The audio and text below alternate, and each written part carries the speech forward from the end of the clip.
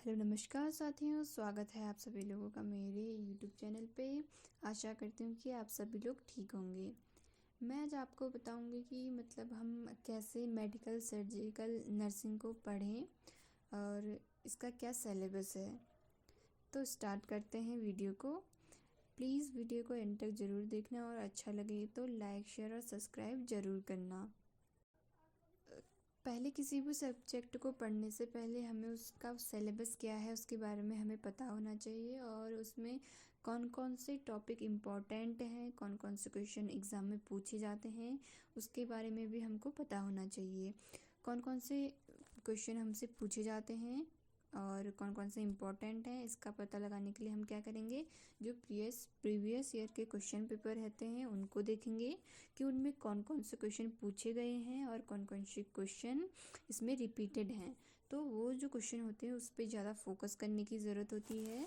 तो हम जो इसका सिलेबस है उसको देख लेते हैं। चलिए शुरू करते हैं। तो पहली यूनिट है इंट्रोडक्शन। इसमें है brief history of evolution of modern medicine and surgery. Then है theories of illness and its causation.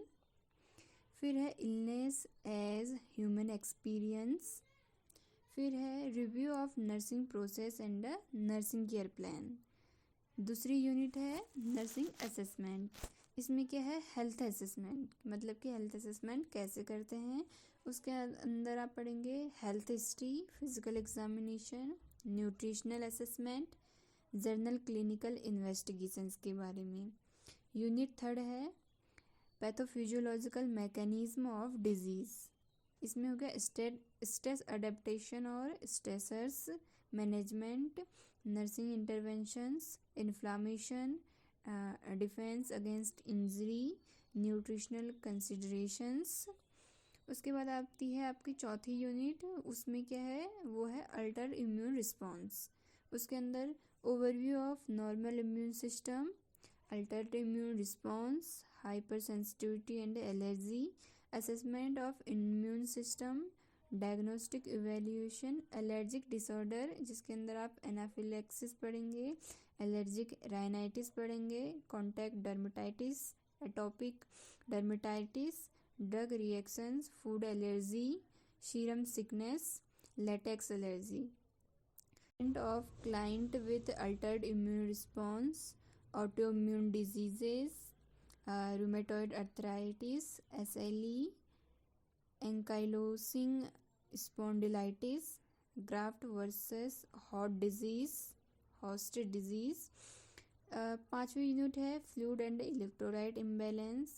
इसमें आप water content of body, electrolytes, acid and base balance पढ़ेंगे, homeostasis, review mechanism of regulating fluid and electrolyte movement पढ़ेंगे। Fluid and electrolyte imbalance क्या होता है और इसका मैनेजमेंट क्या होता है उसको पढ़ेंगे।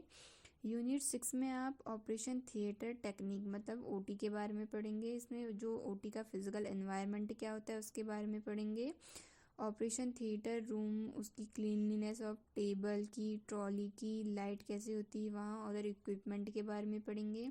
प्री ऑपरेटिव होल्डिंग एरियाज़ के बारे में पढ़ेंगे। और थिएटर टेक्निक्स जिसमें स्क्रबिंग हो गया, जिसमें हैंड वॉश आ गया, gowning, gloving, positioning of patient for various surgical procedures के बारे में आप पढ़ेंगे। ड्रैपिंग ऑफ पेशेंट के बारे में पढ़ेंगे। फिर उसके बाद preparation of theatre equipment and supplies उसके बारे में पढ़ेंगे। उनकी क्लीनिंग, निडल्स, सूचर के टाइप, उसके यूज़ पढ़ेंगे। कार्बोलाइजेशन क्या होता है, स्टेरिलाइजेशन क्या होता है उसके बारे में पढ़ेंगे आप। फ्यूमिगेशन पढ़ेंगे, ओटी स्वैप के बारे में, बेसिलॉइड sterilization, packing and sterilization of dressing, lines, linen, rubber ware, suture material, instruments, needle standards, materials के बारे में आप पढ़ेंगे।